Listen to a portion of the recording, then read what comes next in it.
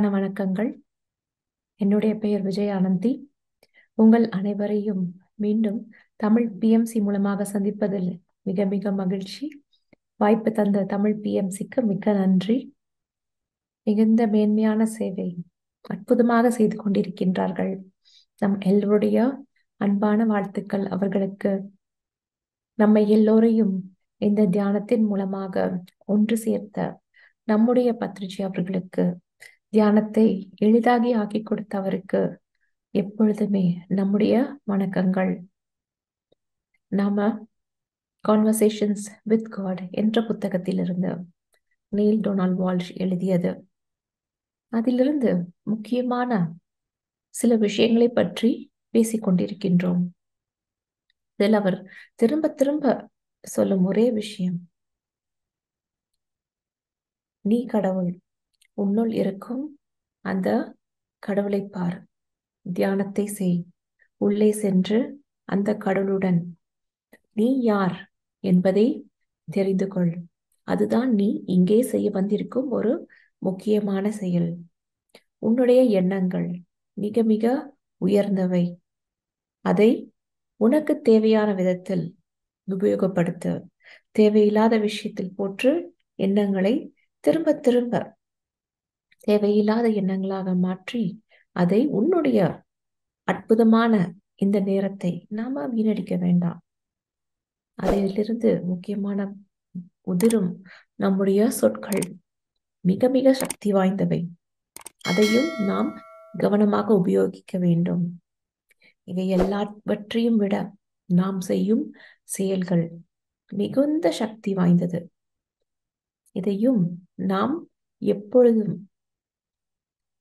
செய்ய வேண்டிய நேரத்தில் செய்ய வேண்டியவற்றை மிக சரியாக செய்ய வேண்டும். இதைத்தான் அவர் சொல்கின்றார்.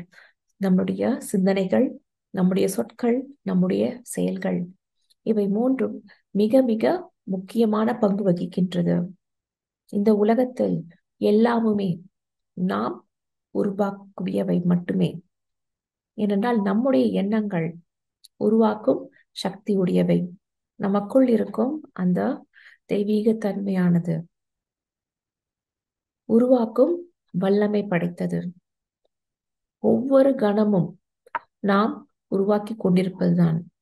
நான் என்ன செய்ய வேண்டும், என்ன பேச வேண்டும், நம்முடைய வாழ்க்கை எவ்வாறு செய்ய வேண்டும், இதையெல்லாம் செதுக்கும் சிற்பிகள் நாமே தான். நம்முடைய இந்த அற்புத சிலையை கடைசியில நம்முடைய வாழ்க்கை கடைசி நாள் என்று பார்க்கும் பொழுது அந்த அற்புதமான சிலை நாமே நம்மை வடித்து கொண்டது.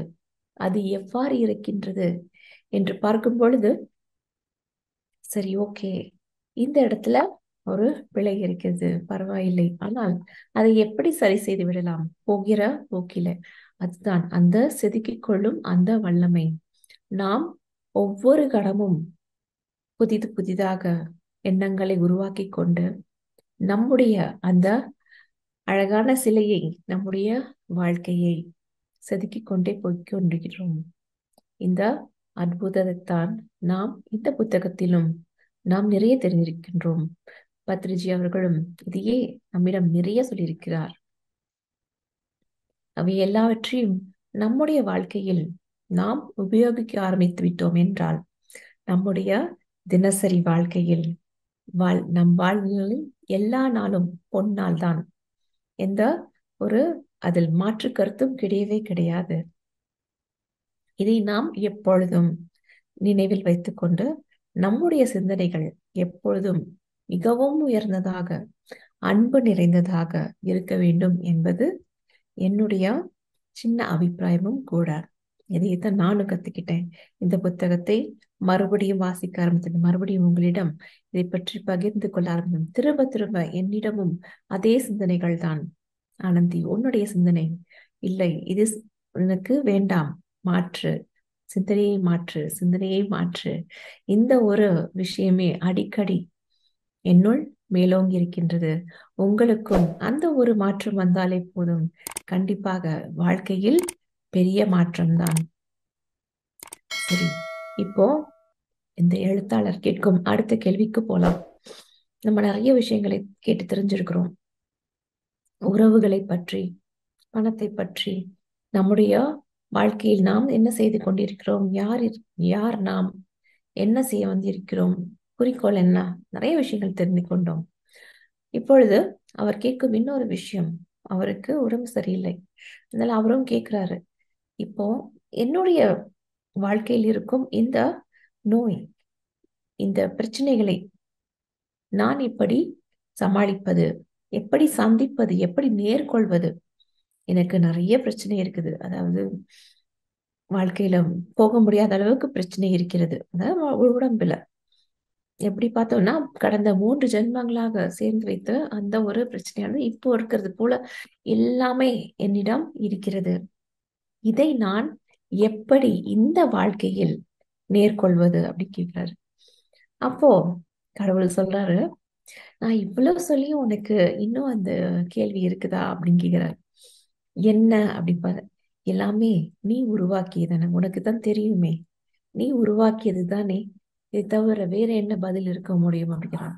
அவருக்கு என்ன சொல்லுறது, எல்லாமே நாம் உருவாக்கியது, எப்படி நான் உருவாக்கியது என்று அவருக்கு தெரியவில்லை. அப்ப கடவுள் சொல்றாரு, இப்போ இருக்கிற டாக்டர்கள் கூட சொல்றாங்க எப்படி ஆஹ் மக்கள் இந்த வியாதியில உழல்றாங்க அப்படிங்கிறது தெரியுது. எப்படி நிறைய நேரம் டாக்டர் சொல்லுவாங்க இல்லையா, உங்களுக்கு ஒண்ணுமே பிரச்சனை இல்லைங்க, நீங்க கொஞ்சம் அந்த கவலைப்படுறத நிறுத்துங்க, அந்த எண்ணங்கள். அதைத்தான் அவர்கள் சொல்றாரு. நம்ம தெரிஞ்சோ தெரியாமலோ நிறைய நேரம் நாம் என்ன செய்கிறோம் என்கின்ற விஷயமே நமக்கு புரிவதில்லை. என்ன நினைக்கிறோம், என்ன செய்கிறோம், ஒன்றும் சரியாக விளங்கவில்லை.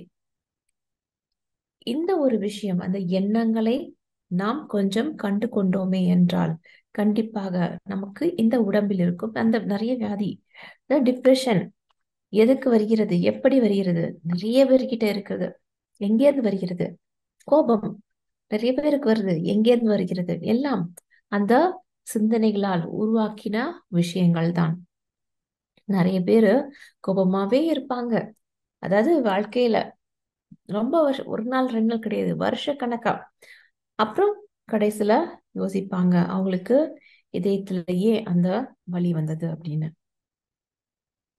வாழ்க்கை பூரா ஒருத்தர் கூட ஒருத்தர் அந்த போட்டி போட்டுக்கொண்டே இருப்பார்கள் கடைசி வரைக்கும். கடைசியில பார்த்தா எனக்கு ஒரே ஸ்ட்ரெஸ், என்ன பண்றதுன்னே தெரியல, ஒரே மனசுல அப்படியே அப்படி பிடிச்சு அழுத்துது, என்னன்னே தெரியல. அவர்களுக்கு புரிவதில்லை என்ன செய்து கொண்டிருக்கிறார்கள், எதனால விஷயங்கள் அப்படி வருதுன்ட்டு.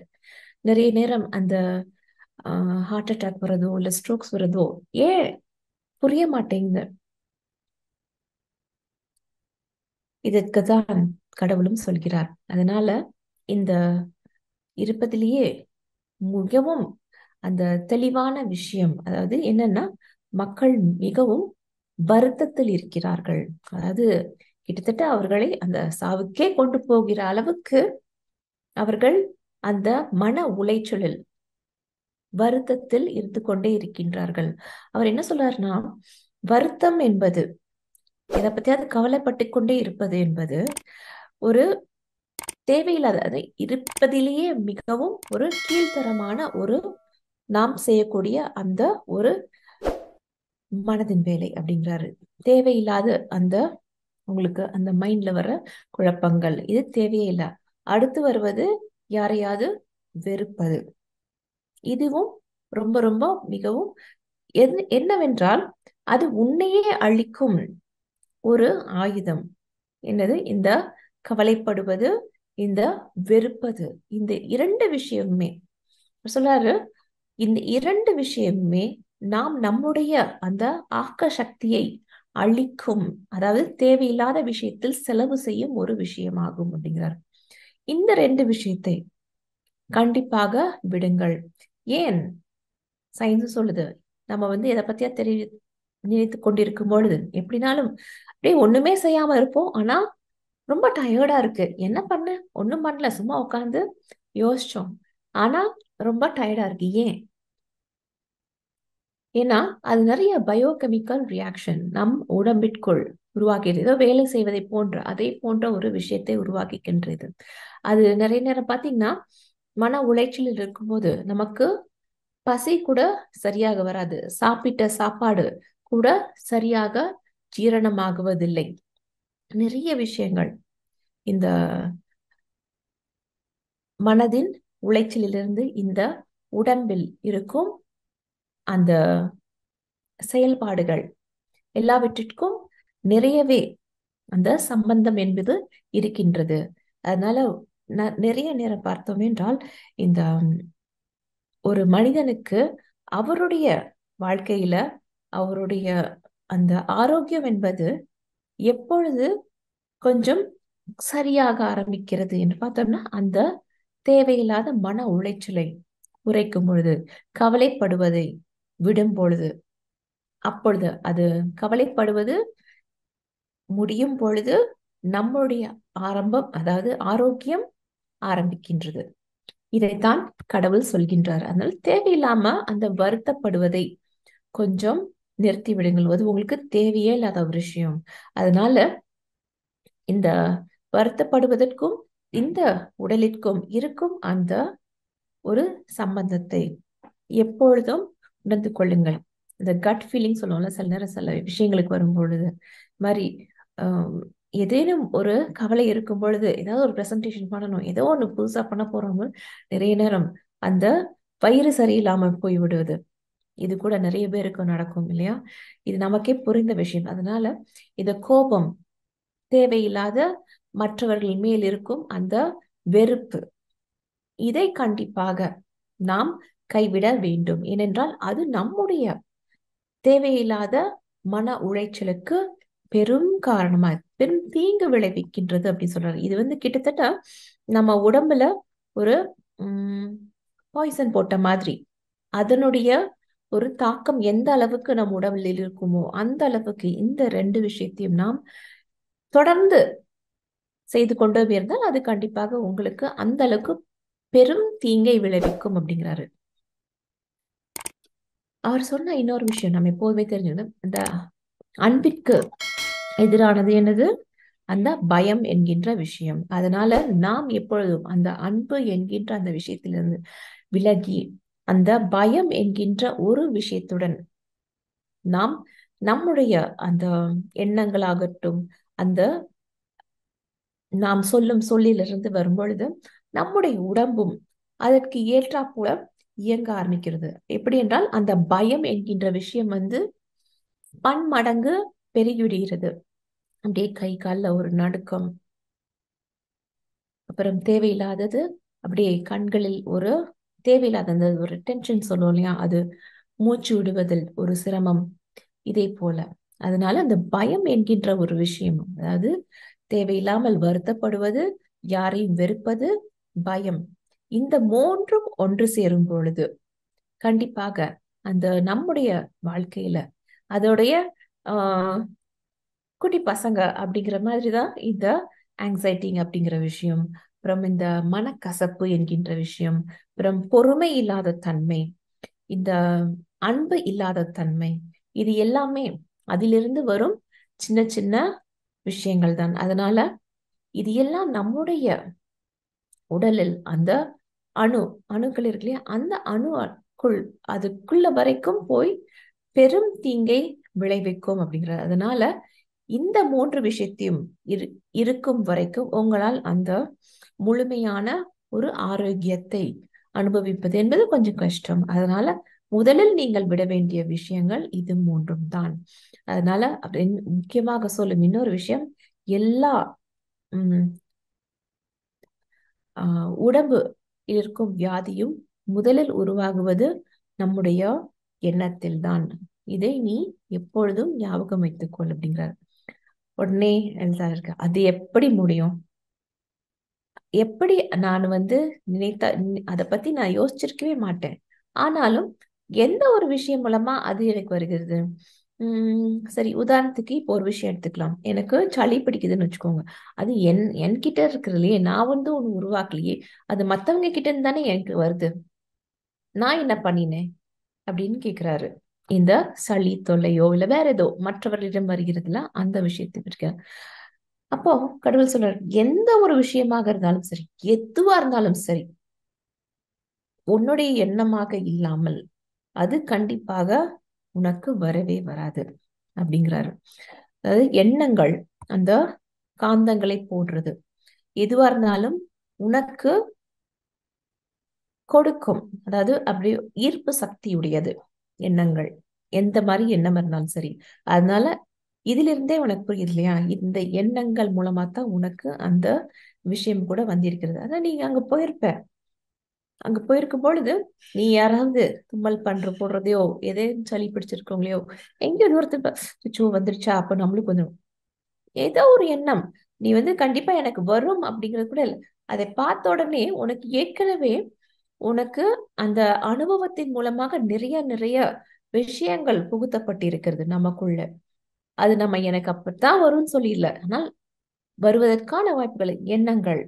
அதனால் உன்னுடைய எண்ணங்கள் எப்பொழுதுமே நீ மாற்று. ஆனால் எப்பொழுதுமே எந்த ஒரு எதிர்மறை எண்ணத்தையும் வைத்துக் கொள்ளாதே. சில நேரம் நான் தோற்று போயிடுறேன், நான் எப்பொழுதுமே தோற்பதற்காக பிறந்தவன் அப்படிங்கிற மாதிரி சில நேரம் சில எண்ணங்களை ஒரு சிலர் வைத்திருக்கலாம்.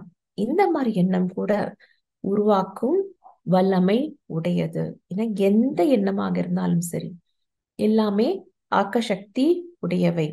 அதனால சின்ன விஷயமா இருந்தாலும் கூட நாம் அதை நல்ல விதமாகத்தான் நினைத்து இருக்க வேண்டும். ஏனென்றால் ஒரு எதிர்மறை ஒரு விஷயம் நடந்தது பிறகு அது திரும்ப கொண்டு வருவது, ரிவர்ஸ் பண்றதுன்னு சொல்றாங்க இல்லையா?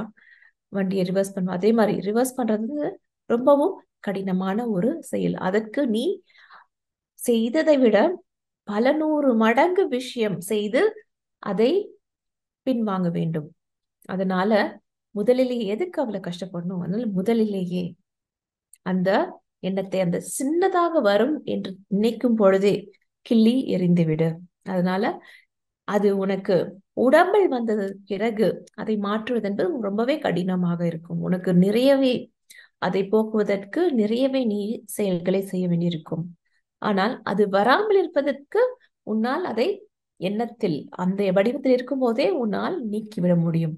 அதுக்கும் நீ நிறைய நேரம் உபயோகிப்பேன். ஆனால் அந்த உடம்பில் வருவதை விட எண்ணத்திலே போக்கிவிடுவது மிகவும் சால சிறந்தது. அதனால அதை முயற்சி செய்து பாரு.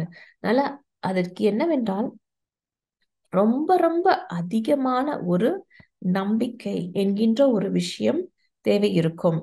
அதைத்தான் நம்ம நிறைய நேரம் கடவுள் அப்படின்ட்டு ஒரு சக்தி கிட்ட கொடுத்துடுறோம். கடவுள் மேல் நம்பிக்கையோ இல்லை உலகத்தின் மீது நம்பிக்கையோ இல்லை உங்கள் மேல் நம்பிக்கையோ இல்லை அந்த ஆன்மா, அந்த பிரைம் சோர்ஸ், சன், எதுவா இருந்தாலும் உங்கள் நம்பிக்கை, அந்த நம்பிக்கை என்கின்ற ஒரு விஷயம் ரொம்ப ரொம்ப முக்கியம். அதனால்தான் நிறைய நேரம் அந்த ஹீலர்ஸ் இல்ல டாக்டர்ஸ் பார்த்தீங்கன்னா அவர்களுக்கு அந்த பிரபஞ்ச சக்தியின் மேல் மிகுந்த நம்பிக்கை.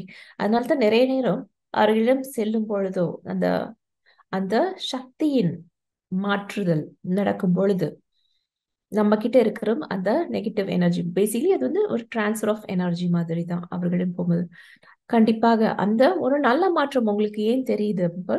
அவர்களிடம் இருக்கும் அந்த நேர்மறை எண்ணங்கள், அந்த அதீத நம்பிக்கை, எனது மனிதரின் மேல், அந்த எண்ணங்களின் மேல், அந்த பிரபஞ்சத்தின் மேல் அவர்களுக்கு இருக்கும் அந்த அதீத நம்பிக்கை, அதன் மூலமாகத்தான் உங்களால செய்ய முடிகிறது. ஏன்? அவர்களுக்கு தெரியும் எல்லாமே முழுமையானவர்கள் தான் என்று. அதனால எல்லாமே அந்த சக்தியின் வடிவங்கள் என்பது அவர்களுக்கு புரியும்.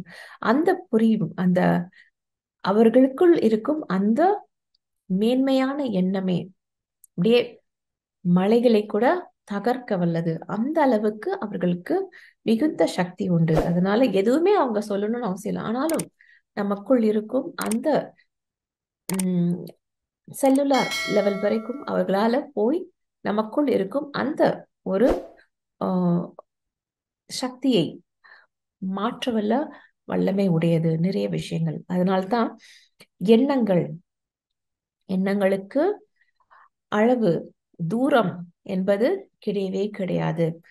இந்த எண்ணங்கள் உலகத்தையே சுத்தி வந்துவிடும். இப்படி ஒரு கணம் கூட அதுக்கு தேவையில்லை.